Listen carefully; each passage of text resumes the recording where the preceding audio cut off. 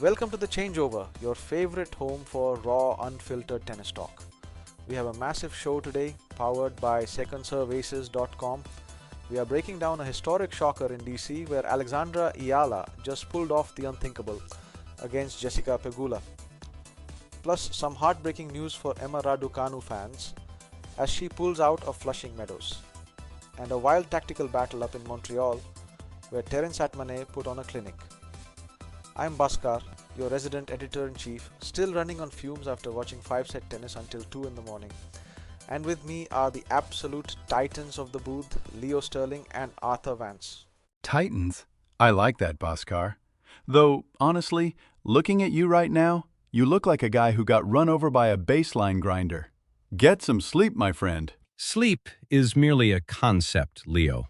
A temporary truce with the inevitable. Though, speaking of struggles, I spent 20 minutes today trying to bypass the security gate because the media Wi-Fi refused to acknowledge my existence. A digital wall, if you will. Arthur, the Wi-Fi is not conspiring against you, I promise. But let's talk about someone who absolutely demolished a wall this weekend. Alexandra Eala, unbelievable. Gritty. Absolute steel. To drop the first set to Pegula, who is usually as steady as a metronome, and then just completely take over? It was a transformation, like watching water turn to ice.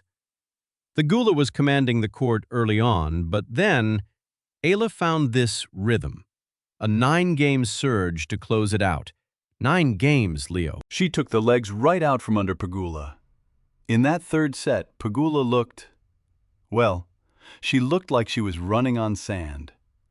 Ella's depth on the return was just suffocating. It really was. For those of us who play at a, let's say, much more human level, where my own backhand is basically a prayer, watching Eala redirect Pegula's pace with that kind of timing was mind-blowing. She's only 21. Exactly. She didn't panic after the first set. She adjusted her positioning, took the ball a fraction of a second earlier, And invited Pegula into a maze of her own unforced errors. It was beautiful, really. If you want the full tactical breakdown of how Eela's backhand angle opened up the court, you have to check out the deep dive articles on secondserveaces.com. Our database tracking on her lateral movement is sublime. Look at Arthur doing the plug. But seriously, the AI-driven analysis on secondserveaces.com is the only place showing how Ayla's heavy topspin RPMs actually increased as the match went on. That's pure fitness. Well, from a historic high in DC to some really tough news, Emma Raducanu is out of the US Open, a right leg stress fracture. This hurts. It really does.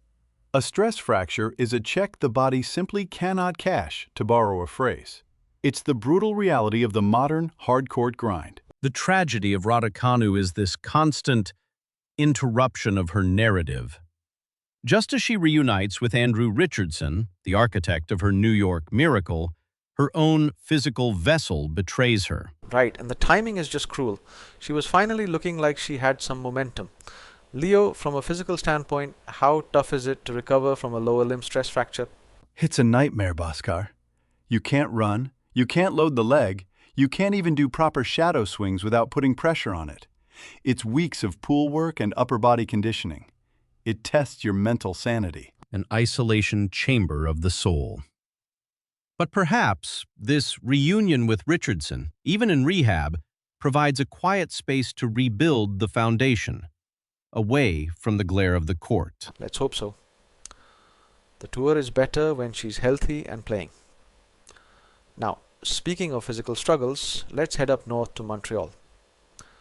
Jack Draper, man, he ran into a wall named Terence Atmane. Atmane with smelling blood from the first service game. Draper had that physical rust. You could see it in his footwork. He was lunging instead of sliding. Indeed, Atmane exploited it with surgical precision. A 6-3, 2-6, 6-2 victory. He didn't let Draper dictate with the forehand at all. He kept him on the stretch. I know what physical rust feels like every Saturday morning, but Draper's level of rust is still light years ahead of us. Still, Atmane's tactical discipline was the real story here. Absolutely. And with Carlos Alcaraz withdrawing from Cincinnati as well, the whole North American hardcourt swing is completely opening up.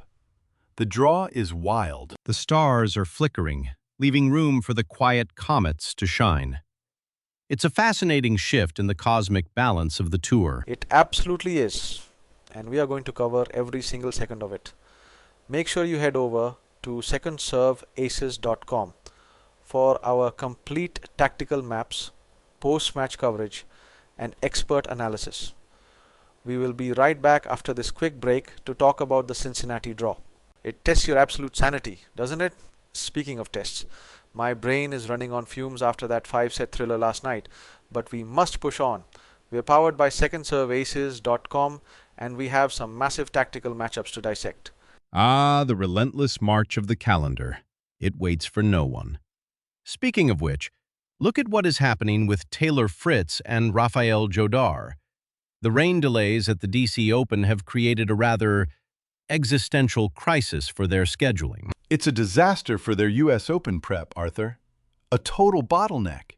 They're looking at a brutal scheduling crunch with the Canadian Open right on its heels. Exactly, Leo. If you're Fritz, you want that DC title, but at what cost to your body before Toronto and New York? It's a physical tightrope. You can't cash checks your body can't clear, Bhaskar.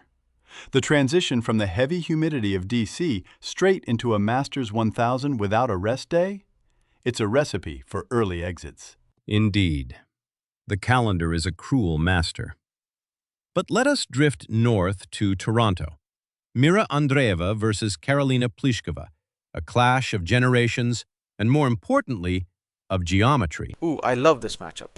On secondserveaces.com, our tactical preview really highlights the contrast. Andreeva's baseline variety against Pliskova's flat, heavy ground strokes. Pliskova wants to keep the points short, bang-bang tennis. But Andreeva, she's like a chess player. She absorbs pace and changes the height of the ball. Yes, she paints with a different brush. She'll use the slice to keep the ball low, denying Pliskova the strike zone she craves. It's the classic contrast of a hammer versus a rapier. And for amateur players like me, watching Andreeva's court coverage is a masterclass.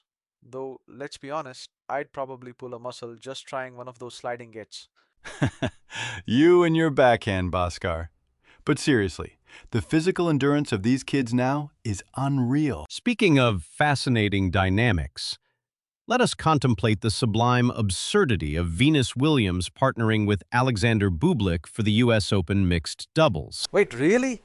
This is actually happening? That is a blockbuster pairing. The absolute elegance of Venus combined with the pure, unadulterated chaos of Bublik. It's brilliant. Bublik's underarm serves and trick shots balanced by the ultimate professional in Venus. If they can find a rhythm, that $1 million tournament is going to be wild. It is a collision of two entirely different tennis philosophies. One wonders if they will speak the same language on court, or if they will merely communicate through the medium of the lob. Either way, I'm buying tickets just for the changeover banter. Well, folks, that's all the time we have for today's episode of The Changeover. For the full tactical breakdowns of all these matches, make sure to head over to secondserveaces.com. Get on the site, check out the AI-driven analysis, and get ready for New York. See you guys next time. Until the next ball is struck, farewell.